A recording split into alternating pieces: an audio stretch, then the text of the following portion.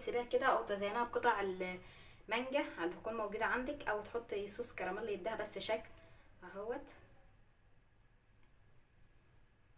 زي ما احنا شايفين اهوت معانا ما شاء الله، والقوام كريمي جدا. شايفين بتدوب بسرعه ازاي اهيت. طبعا احنا كنا عملنا كميه برده من الاستيك معانا اهي، علبه الاستيك معانا اهي، شايفين ادي ما شاء الله اهي جميله، الولاد هتفرح بيها. ادي واحده فراوله وادي واحده مانجا، نزينها برده كده.